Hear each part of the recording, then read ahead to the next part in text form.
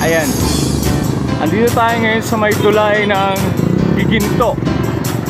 Sa bayan ng Giginto, sa may poblasyon, sa Ilang-Ilang. Ayun, makita nyo, napakataas ng ilog ngayon. Ayan, ng tubig. So, ang hangin yung ating payong bumabaliktad. Woo! Titingnan natin yung Ilang-Ilang, yung itsura ng lugar sa Ilang-Ilang. Tatawid tayo. So, let's go.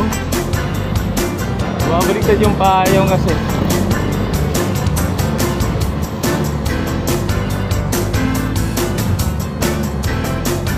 Punta tayo sa may Ilang-Ilang.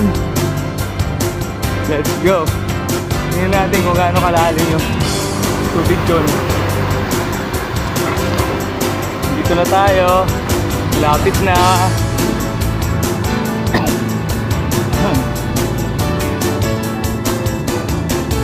Dito kung saan makikita nyo matataas yung gulong, yung sahig ng mga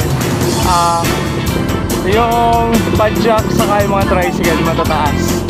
Ayun o, may nakita tayo doon sa may medyo malayo-layo na sila. Mataas pa rin yung tubig. Parang normal lang yung taas niya kumpara sa mga iba pang high tide.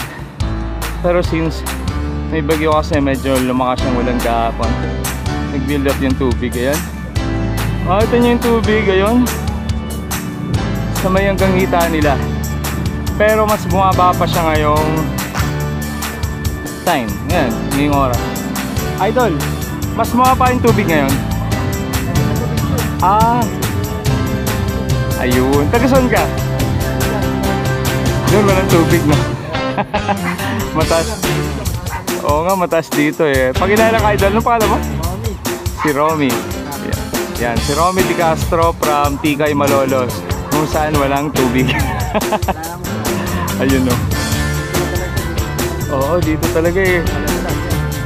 Balagtas, no? Grabe yung sa bayan. Tapos dito makikita mo yung mga matataas yung sahig ng mga tricycle saka ng mga padjak. Yan, kagaya nito, mataas yung gulong niya, mataas yung sahig niya, para hindi masyadong sumayad sa tubig. Ayaw, kuya. Ayun, mataas yung kanyang sahig.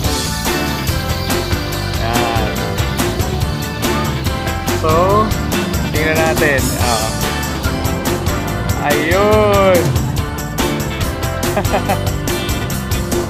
Ayan, ganyan na extend na nila dito. Karaniwan na yan. Ano na siya, sanay na yung mga tao sa ganitong sistema, sa ganitong pamumuhay dito sa lugar na to. Kaya pati yung kanilang mga tricycle saka mga bisikleta, yung mga padjak nila na pamasada is nag-evolve na rin. Parang naka-adapt na sa sitwasyon kaya matataas na yung mga sahig nila. Halos hindi na lumalapat din sa baha. Depende kung mas mataas pa dito yung tubig. Pero talaga maraming nangyari na mas mataas pa talaga dito. Minsan mga gangbewang. Pero way back yung mga panahon ng Ondoy, Ulysses, yung ding panahon ng Karina, Christine. Yan, yung matataas na tubig. Ayan sila kuya, oh. Koy, yung mga pogi. Ayan, di sila makatakbo. Hindi makatakbo. Ayun, oh, idol. Yun, congratulations sa tapos niyang karera. Ayun, oh. Salamat po. Ayun pa. Sila kuya, oh. At sasakay si Idol. Ayun. Oh, kaway-kaway po. Thank you, Idol.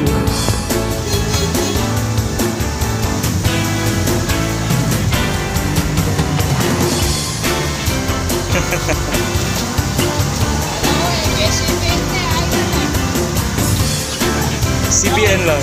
Matamba sina Errol saka si Erwin. Ayan, pauwi na sila. Basta sa Bagyo. Kaway-kaway mga pogi. Salamat, salamat. God bless.